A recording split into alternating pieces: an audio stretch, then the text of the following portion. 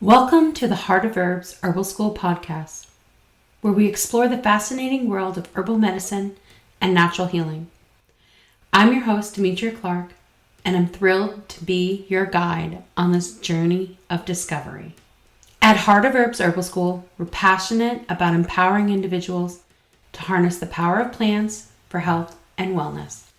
Through our podcast, we'll dive into topics ranging from herbal materia medicas, clinical herbalism, sharing insights, interviews, tips, and wisdom to inspire and educate our listeners.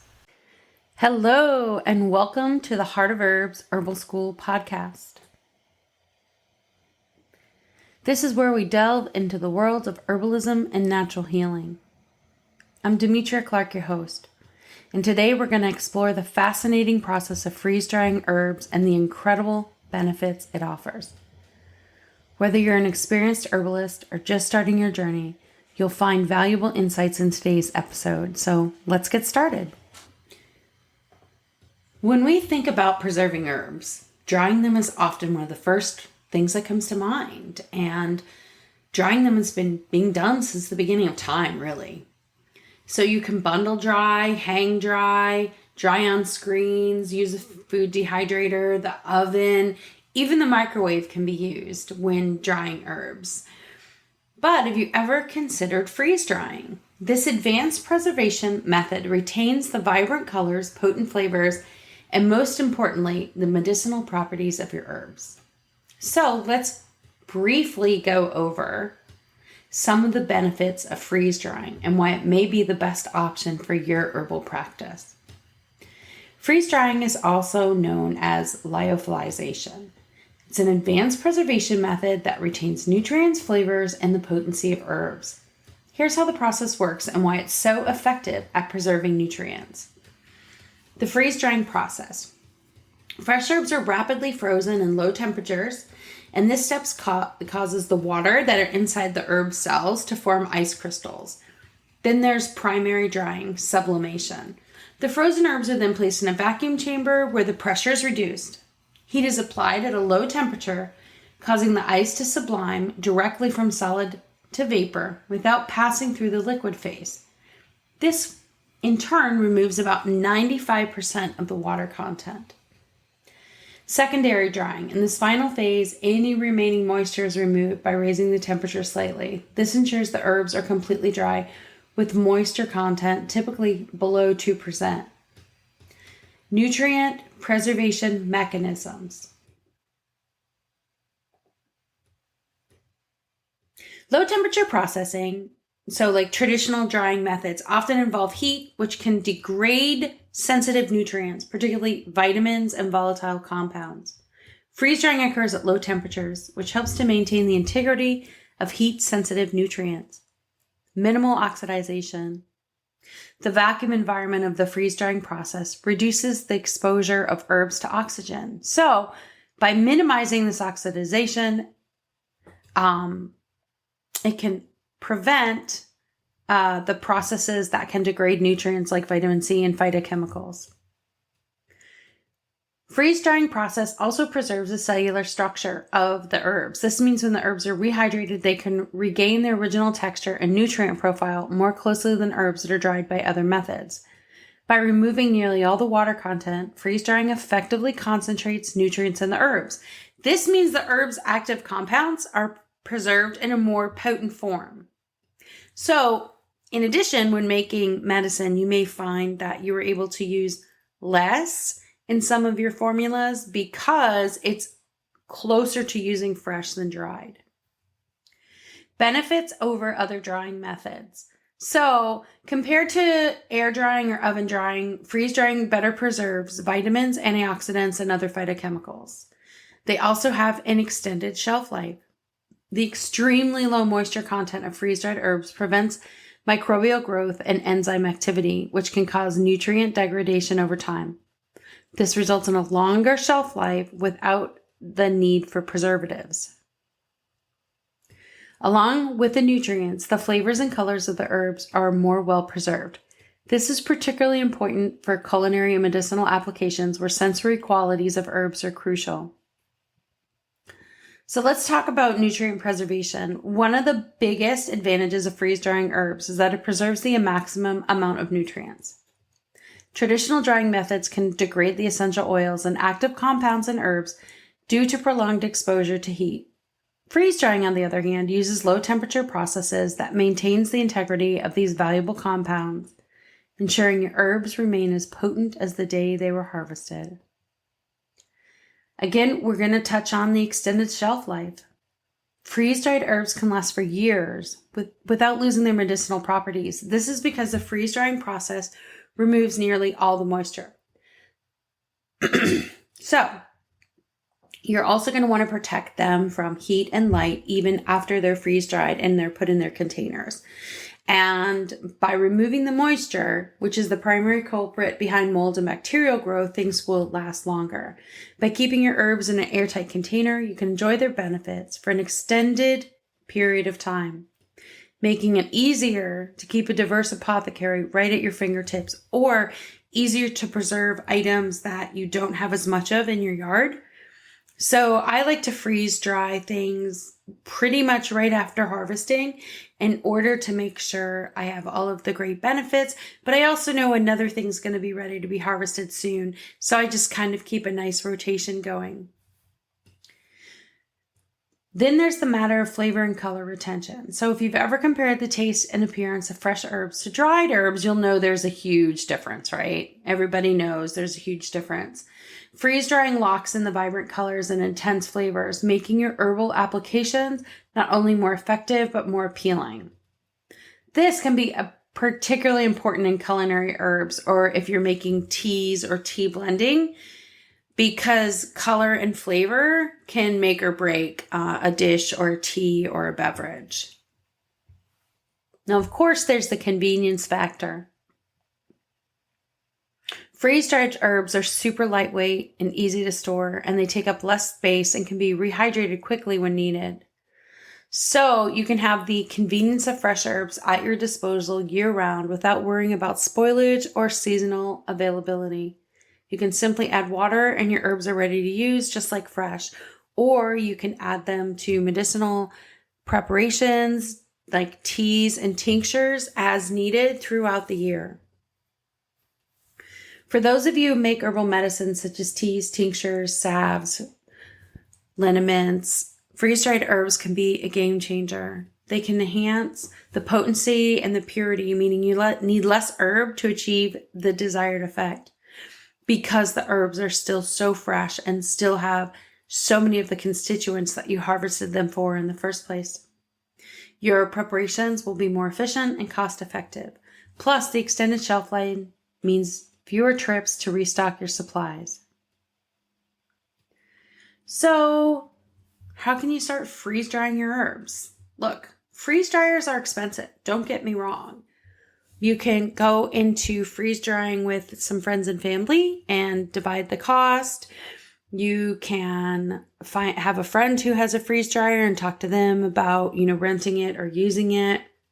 You can invest in it for yourself. They pay off in the long run, especially for serious herbalists, small business owners, farmers.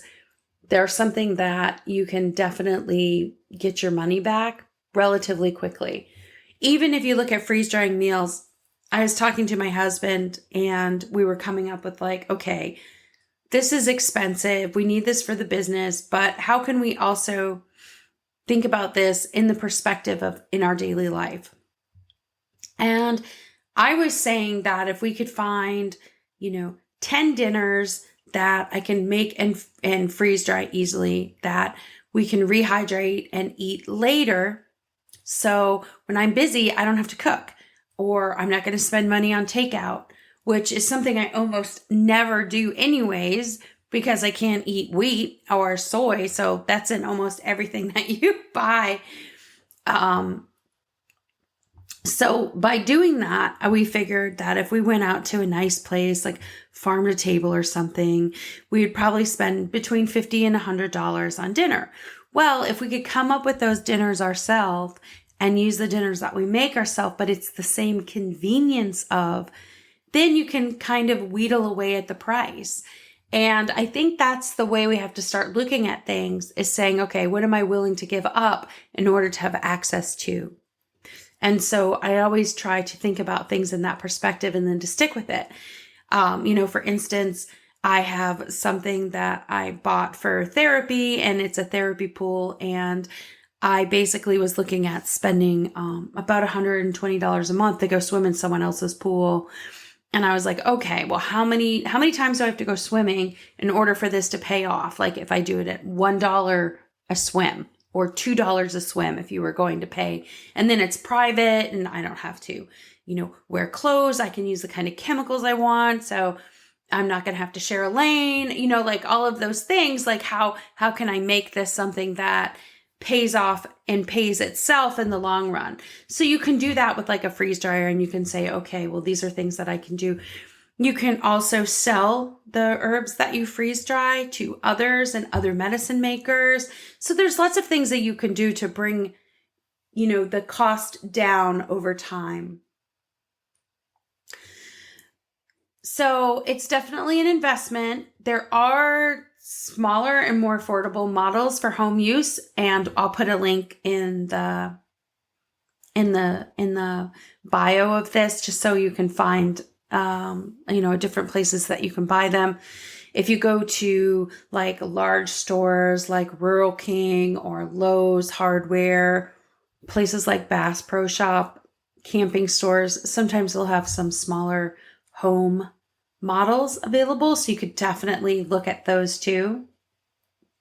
I think it's really important to think about how we want herbs to be in our life and how we can maximize purchases like this. So if you're a tea blender, you can, if you have teas that have fruit in them, you can freeze dry seasonal fruit to add to your teas when it's, being harvested, or the same with herbs. If you have, if you are really into meal prepping, you can also do that with your freeze dryer. So it's a way that you can really think about things differently and support your processes differently and your business differently.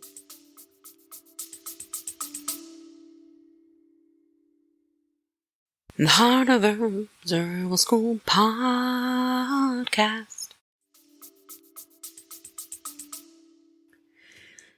So we don't want to just talk to you about buying something because it's like the new cool gadget. I mean, anybody can do that with you.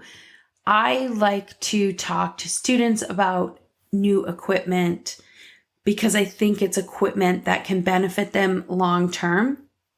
If you run an herbal clinic or an herbal practice or an herbal business, a piece of equipment like this, especially if you're growing your own herbs, can really save you a lot of time and money. Your herbs can be dried and you'll know about how long it takes, right? There's not going to be issues with pests. So if you hang dry, or if you dry in racks, if they're not like in an aseptic room, right, then you're not going to be able to, definitely keep out pests. You're definitely not going to always be able to get everything to dry the right way. If it's extra, damp outside, drying in a controlled environment can definitely help with that. You can always use a food dehydrator too. I actually there's is a kind of a funny story. So about a year and a half ago, I ordered a new food dehydrator for the school. And for some reason, it shipped to a different saved address in the cart. It was one of those carts, and they seem to not do that as much anymore, where they just save every address that you've ever shipped to. And for some reason, it didn't go to the right address. And the person who got the food dehydrator with my name, right, who was a student, never ever contacted me and said, hey, you just, looks like a $400 piece of equipment was shipped here. And so like I was out all of that money and stuff. So I kind of have like hesitated on buying like another new food dehydrator because I'm like, I've already bought one. It's just not at my house, But I just thought you guys would think that was funny because sometimes when you're buying equipment, you have to think about everything in a new way.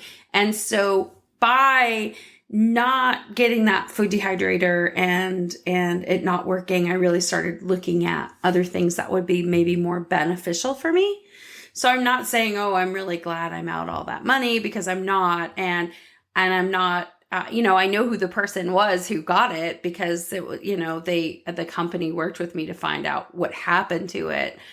But, I was just kind of like, well, dang, let me see if there's something out there that maybe is a little bit better or will work a little bit better for our setup and what we're trying to do. And so it did inspire me to look into some other options. I think the great thing is, as herbalists, we have lots of choices. We have lots of choices on how we can preserve items and save items and make items. Nobody's, coming across a completely brand new idea. So there's lots of things that we can do to really expand our knowledge base. I remember years and years ago when I wrote my first book, I had a section in it about drying herbs, and I was talking about people using the microwave. And like, people got so mad about that. They got so angry. And now I see it as like in everyone's instructions out there that, oh, you can use the microwave, blah, blah, blah. And I just thought it was so funny that people were getting so angry at me. And I actually like had that information in there for like a specific reason, because at the time the housing market was collapsing and a lot of my students were suddenly living in hotels. And there was a bunch of students who were like, we were underwater with our house. We're losing our house. I'm really sorry. I can't do my homework. We're in one of those like apart hotels where we're there, you can pay by the month, and, what can I, I'm really sorry. There's nothing I can do. And I was like, well, you deserve to have directions on how to do your homework too. So let's do this. And it's just really funny because we always frame our experiences in our lens, right? And so I think as herbalists, it's really important that we not,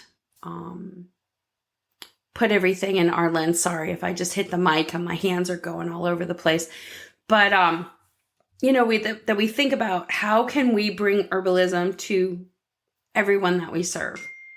So that's just something that, I like to put out there, and it gets us, talking and collaborating and thinking about all these different things, because, it's important that we work together as a community to connect clients with herbs and herbalism and going where they are. So if someone doesn't have electricity, they're not going to buy a freeze dryer. But we can talk to them about bundle drying, hanging when you drying on screens, setting up a section of a greenhouse if they have a greenhouse, there's things that we can do to connect better with our clients. And so freeze drying is just one of those other tools. And we can use the tool to make products for our clients and know that maybe they'll last a little bit longer, or we can make teas and we know their shelf life is going to be a little bit longer, and we can really connect people with that. But the reality is that if we're not willing to go where our clients are, then we're not going to have good results. We're not going to have good connections. So the next time you read something or you see something and you're like, ugh, who would use this? Stop, take a step back and say, you know what? It doesn't matter. This is a good thing for me to know. This is a good thing for me to address and talk about with my clients. Whenever I work with clients, I make sure that I give them like in their like little packet, connection to food resources, connections to health services in the community. I always try to like have that kind of information together in a resource list, because one of the things that I learned years ago is what you look like on the outside does not tell me if you have enough money to connect with food resources. Also, for a lot of people, going to see an herbalist, even with the initial intake, is cheaper for them than what their health insurance will charge them. So if it's something that isn't like really serious and they're looking at, some longer term solutions with health and wellness, but if they go to the doctor and they have a $9,000 or $15,000 deductible and they're paying $700 a month for health insurance and they have a, whatever copay or what, they've got all kinds of great language for it now, and it's all some kind of way that you end up paying, it may be easier for them to go and see you and to go and connect with an herbalist versus going through that whole process.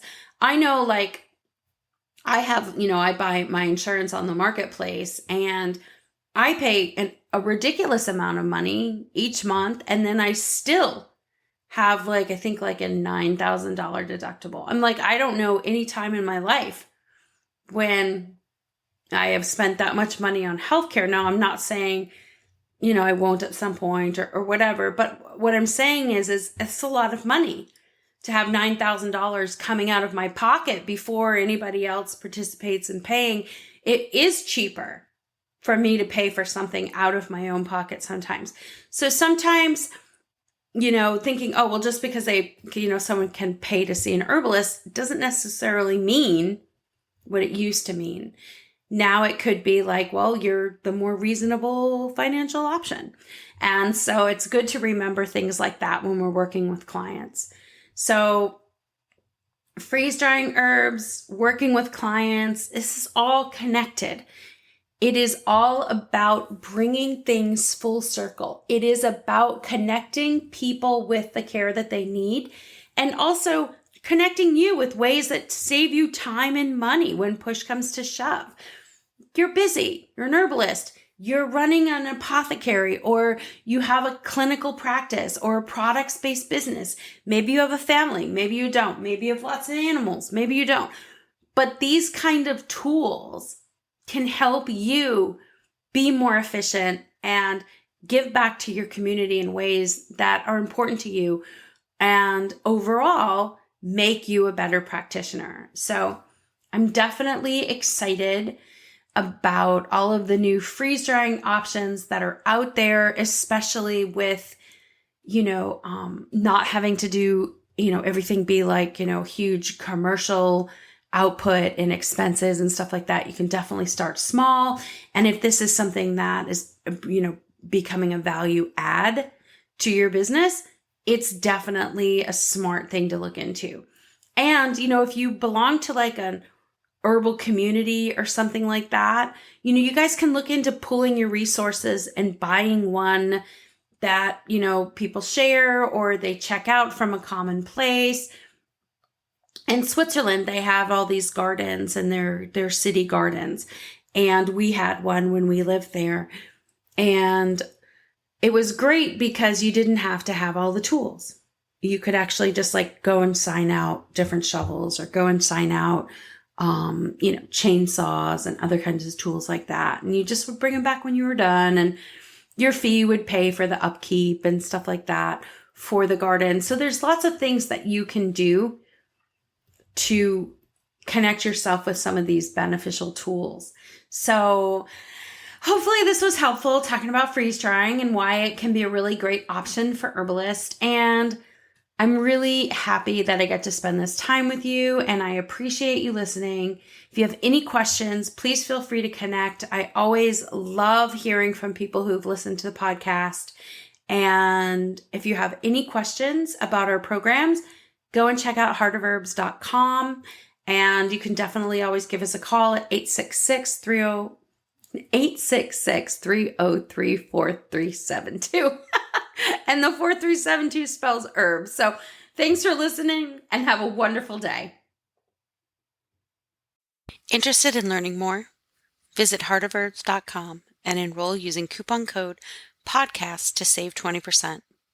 The content provided in this podcast is not intended to diagnose, treat, cure, or prevent any disease or medical condition.